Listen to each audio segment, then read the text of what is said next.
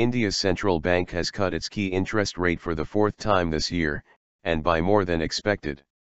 The Reserve Bank of India, RBI, reduced its repo rate to 6.75% from 7.25%, with economists having forecast it would trim rates to 7%. The repo rate is the level at which the central bank lends to commercial banks.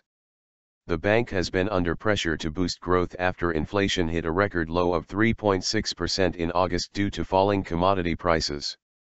The latest cut takes interest rates in the country to the lowest level in 4.5 years.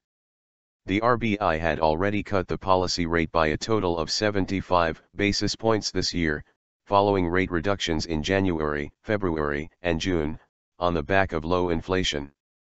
In India, a tentative economic recovery is underway, but is still far from robust, RBI Governor Raghuram Rajan said in a statement. Investment is likely to respond more strongly, and boost domestic demand, if there is more certainty about the extent of monetary stimulus in the pipeline. Economic growth in India, Asia's third largest economy, slowed to an annual rate of 7% between April and June, down from 7.5% in the previous quarter.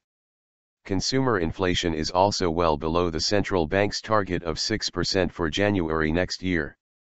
ATSI Sheth of Moody's Investors Service said the extent of the rate cut suggested the central bank thought underlying growth was still subdued. It also suggests that inflation is not the key risk at this time, in the RBI's view, she told Reuters.